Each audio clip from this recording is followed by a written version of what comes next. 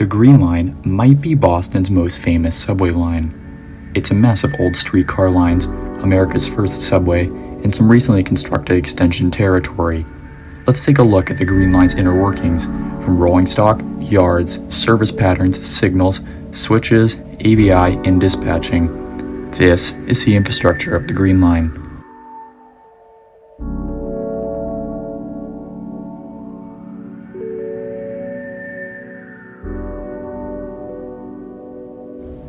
First up is the Green Line's set of pretty diverse rolling stock, stretching from old traditional pedal-driven streetcars to sleek new trains. The line uses 3 rolling stock types: the Kinky Shero Type 7, the Slendo Brenda Type 8, and the Calf USA Type 9. First, we have the Type 7. The Type 7 is the oldest active rolling stock on the Green Line, first coming into service in 1986. These traditional streetcars operate at a maximum speed of 55 miles an hour and weigh in around 85,000 pounds with a design capacity of 201 people per car. Operators control the vehicle using an array of rocker switches on the dashboard and 3 pedals: the deadman switch, brake, and acceleration. These vehicles have 3 kinds of braking: friction disc brakes, dynamic braking, and electromagnetic track brakes, which will be discussed later. Next up, we have the Type 8. The Type 8 is the middle child of the rolling stock family, first coming into service in March 24th of 1998. These cars operate at a maximum speed of 55 miles an hour and weigh in at 86,000 pounds with a design capacity of 166 people. Unlike the Type 7, these cars are low floor and have no control pedals. The pedals have been replaced with a 3-in-1 master controller. This spring-loaded throttle acts as the brakes and accelerator, while the spring-loaded mechanism allows it to dump into emergency if let go of during operation. These cars are only ever coupled to a Type 7 to provide low-floor boarding to comply with the ADA. Finally, we have the Type 9. The Type 9 is the newest of the active rolling stock, first coming into service in 2020. Due to limited information available online about the technical specs of these cars, I'm going with mostly educated guesses. These cars have a simplified, angled front dashboard with a smaller amount of rocker switches compared to the Type 8 and Type 7. By looking at signs inside the car, we can determine that these cars use friction disc brakes, just like the other models. Besides featuring newer traction motors, these cars also have panels covering the trucks, reducing noise around tight curves, which the MBTA has plenty of. These cars are only ever coupled to another Type 9 due to coupler incompatibility during operations.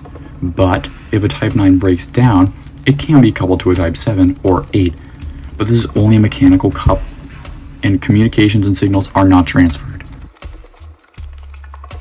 As discussed earlier when talking about the Type 7, all of these cars are equipped with basically the same braking systems: friction disc brakes, dynamic braking, and track brakes.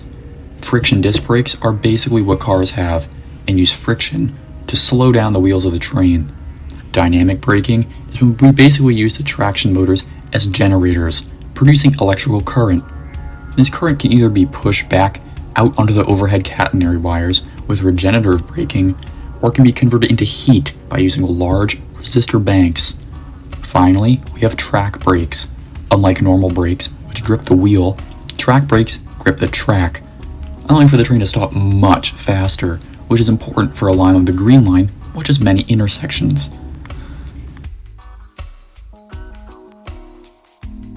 Well, all of this rolling stock has to be stored somewhere, and it's stored at 4 main yards, also known as car houses. The C branch uses the Reservoir Car House, located at the station with the same name. The E branch uses the Inner Belt Yard, located near the East Somerville Station. The D branch uses Riverside Car House, which is located at the station with the same name, and is used as the westbound terminus of the line. Finally, the B branch uses Lake Street Car House, located at Boston College, which is the westbound terminus of the line. Reservoir is one of the most interesting yards. It's connected to the C, D, and B branches. At Cleveland Circle, trains can switch off the main line onto a small street running track that brings them into the back of the yard. The D branch has a track connection to the yard just before Reservoir that is rarely used. Finally, the B branch can access the yard by using a section of street running track near Chestnut Hill Avenue. Trains may also short turn at Reservoir on the D branch by using a pair of separate platforms that have a track connection into the yard. More on these weird service patterns in the next section. Now, let's talk service patterns. As mentioned before, the Green Line has 4 branches, the E, B, C, and D. The E heads from Medford Tufts in the east to Heath Street VA Medical Center in the west via Huntington Avenue. The B heads from Government Center in the east to Boston College in the west via Commonwealth Avenue. The C heads from Government Center in the east to Cleveland Circle in the west via Beacon Street. The D branch heads from Union Square in the east to Riverside in the west via its own dedicated right-of-way. Out of all of the branches, the E is probably the most unique. It starts off on the new Green Line extension territory and eventually ends up running right next to cars on a fully street-running section from Brigham Circle to Heath Street. Unlike other stations where operators swap ends, at Heath Street there is a loop of track used to turn trains around without the operator moving. Moving on from the shortest branch to the longest, we have the D. This branch also starts on GLX territory and transitions to a completely dedicated right-of-way from Fenway all the way to Riverside. Unlike the other above-ground sections of the Green Line except the GLX, this is all signaled using ABS, which we'll talk about later. Continuing northward, we find ourselves on the C branch, which is probably the most photogenic of all the branches, but is pretty generic in terms of construction. Like most of the E and all of the B, the C runs in a mostly dedicated median in the center of the road, but must wait for cars to cross at frequent intersections, making this line one of the slowest. Finally, we have the B, which is really nothing to write home about. It's similar to the C branch, featuring sometimes staggered platforms and lots of intersections. The B branch is also known to be incredibly slow, having less than optimal station design and insane grades. Now, those are normal service patterns, but sometimes, either due to delays, bunching, or other operational oddities, these will change. First, there are a handful of short-turn locations on the Green Line. As we discussed earlier, D trains can terminate at Reservoir, but trains may also short-turn at Brigham Circle on the E. During rush hour, trains may be short-turned here due to traffic congestion up ahead on the street-running portion. Here, at Brigham Circle, is one of a handful of surface-level hand-throw crossovers. Crossovers are just a set of switches that allow trains to switch to the other track, and hand-throw just means that they need to be manually thrown by operators.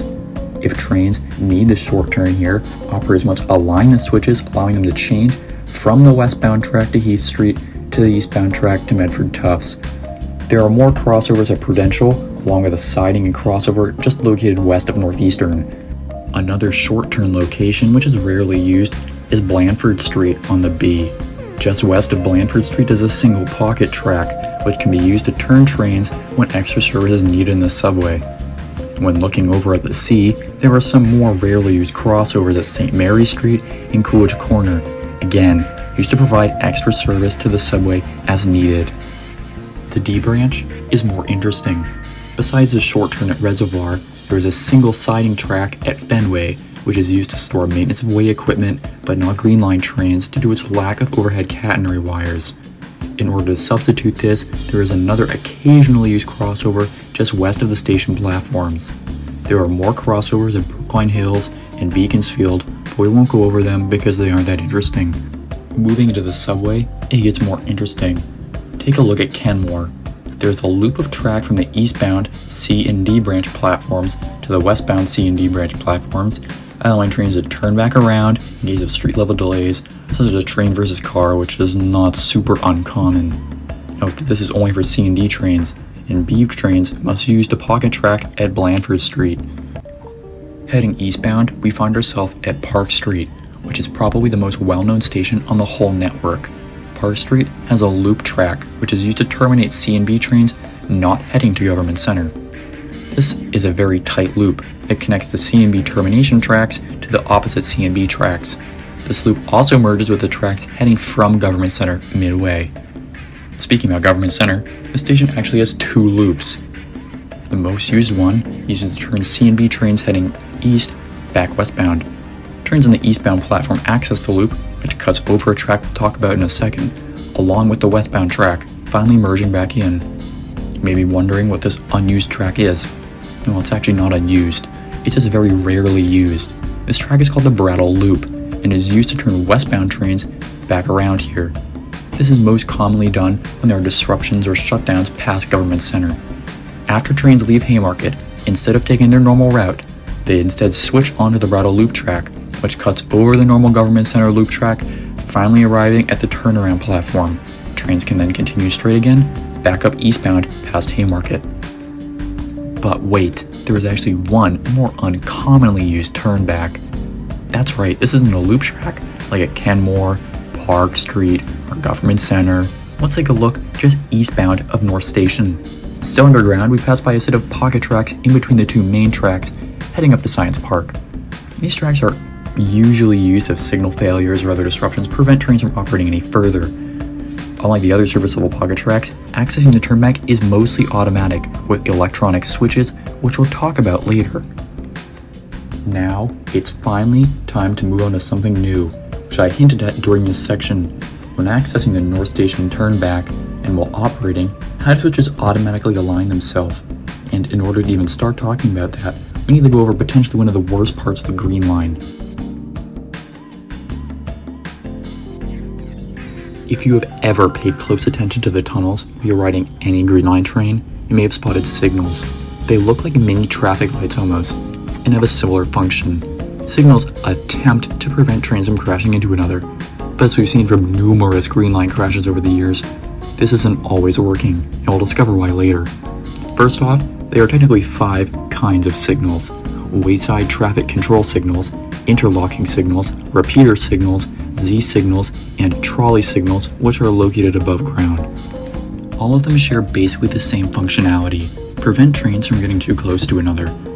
In order to understand how they work, let's take a look at ABS, or automatic block signaling, which the Green Line and most subways in America utilize.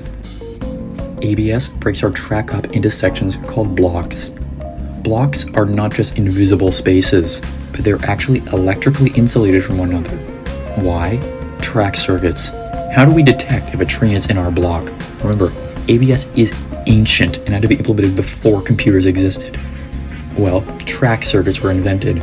These devices can detect the presence of a train on a block by passing electrical current through each running rail. When a train runs over the rails, the steel wheels allow the current to pass between each rail, causing a short. Our circuits can detect this and report that a train is in our block. While this is oversimplified, it's the basic idea. It creates a fail-safe way to detect if trains are operating within a block. Now that we can detect if a train is within a block, we can present this information to train operators with 3 basic signal aspects. In the Green Line, these signals are called Wayside traffic control signals.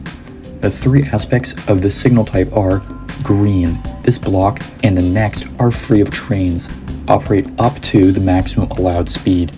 Yellow, this block but not the next are free of trains, prepare to stop at the next signal. Red, this block has a train in it, stop at this signal. There is another special signal aspect which is used when entering a station with a train already in it. In order to allow double berthing, where 2 trains load passengers at the same time, a double yellow is displayed. This tells the operator to stop the train at the signal and proceed at 10 miles an hour into the next signal while being prepared to stop. With our current setup, trains should be fine, but what about switches? Take a look at Copley's track layout. In order for us to split off onto the E branch, we need to cross over the eastbound tracks. We need a system to protect us while crossing over, along with the system to tell us the direction the switch is aligned to and when it's done moving. This is interlocking signals. First, let's take a look at just the aspects. Forward arrow, the switch is aligned to the forward position. The left arrow, switch is aligned to the left position. Right arrow, switch is aligned to the right position. All of these arrows allow us to move. Double red, stop and do not move. Yellow, proceed at 10 miles an hour or the speed limit. whichever is slower. This is obviously more complex than our traffic control signals. And with the older models that lack colored LEDs, they can look even worse due to the number of lights stacked on top of each other. But now it's time to put these signals into practice. Alright, as we approach Copley, there is a train in front of us, and we stop at a double yellow before proceeding into the station as the other train leaves, heading for Riverside. We stop and pick up passengers before departing, and encounter a double red at Copley Interlocking as the switch moves. We wait for it to turn to a left arrow, and we can proceed onto the E branch. Once the switch aligned to the left, the eastbound signal for Copley Interlocking turned to a double red to protect us while crossing the tracks. Once we clear the interlocking, eastbound track can become a forward arrow again, allowing trains to move. As we continue down the E branch, underground, we encounter standard Wayside traffic control signals, and another kind of signal, called a repeater signal.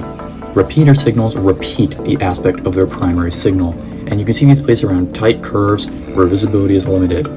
Operators must still obey all the rules as a normal traffic control signal here. Now, we can see how our signaling system is coming together, but we have one more signal type we will encounter on street running sections. That is a trolley signal. Once we reach the surface, we are in an unsignaled area of the Green Line, except for trolley signals. These signals are controlled by traffic control boxes at intersections and tell the operator when it's clear to proceed through the intersection. In order for drivers to not confuse these with normal traffic lights, they use a different way to show stop, go, and slow down. A vertical line means go. A triangle means the signal is about to become a stop. And a horizontal line, which is sometimes red, means stop. These trolley signals are present on the C, B, and E branches after Kenmore or Copley, but not on the D. Unlike the other service branches, the D was converted from a commuter rail line, and it's in its own dedicated right-of-way. It uses standard interlocking and wayside traffic control signals like we've seen in the subway. Speaking about the D, let's go back to Reservoir again. Here, we can see our last kind of signal, and also the easiest to read by far. These are Z signals. They only display one aspect, a double red, always. You might wonder, why should we even use these? The Z signals are mostly used to prevent train operators making adverse moves, like going over a derailer, and on the GLX we can see these in their smaller version called Z dwarf signals. Nice, we're finally done with signals. But how come when we approach an interlocking like Copley, the switches automatically align? Now it's time to discuss our next topic, AVI and OCC. It's time to talk about a very interesting component of the Green Line, that is AVI. AVI stands for Automatic Vehicle Identification, which is a semi-automatic system to determine information about a train.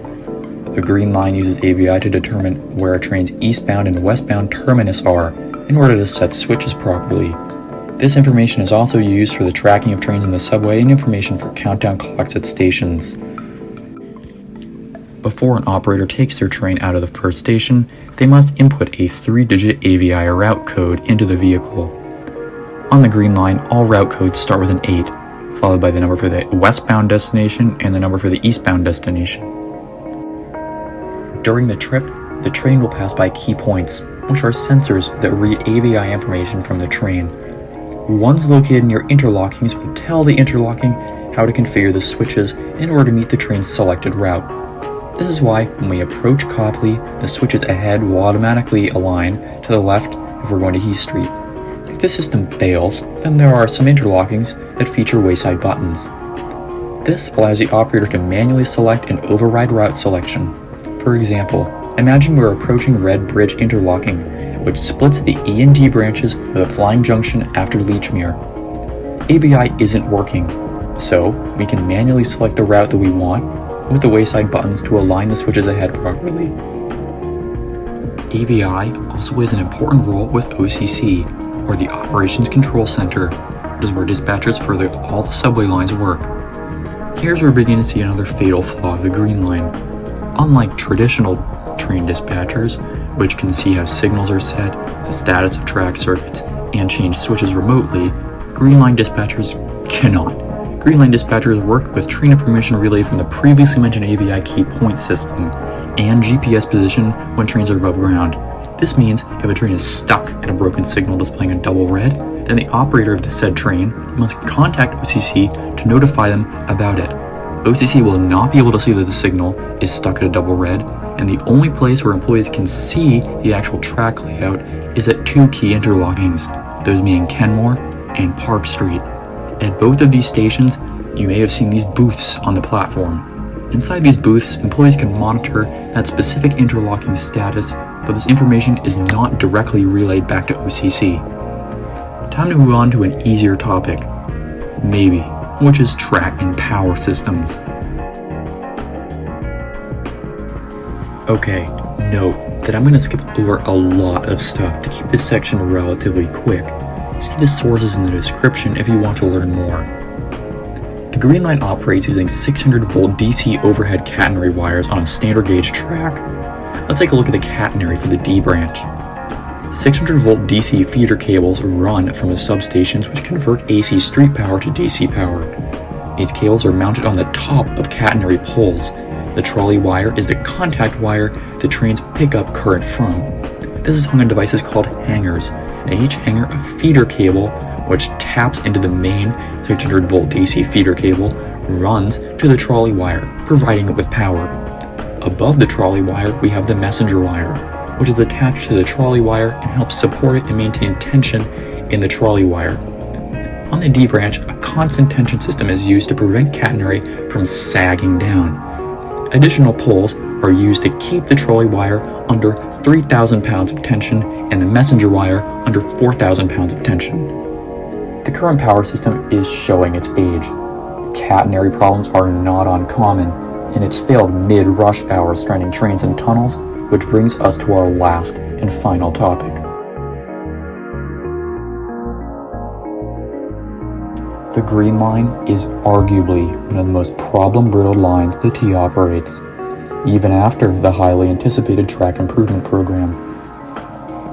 First off, signals have no trip-stop protection, meaning that if a train passes a signal of danger, nothing happens, potentially leading to deadly train crashes, as we've seen in the past.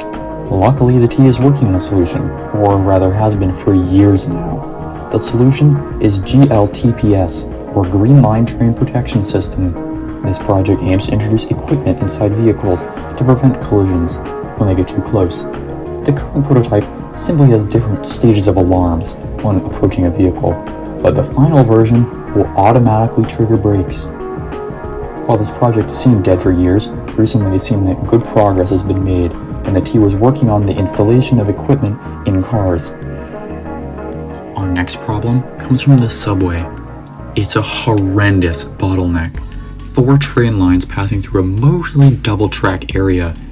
If one train encounters problems, all trains have a problem. Due to the limited number of crossovers, there may not be a way to go around the disabled train, requiring operators to stand by at stations or in tunnels waiting for signals.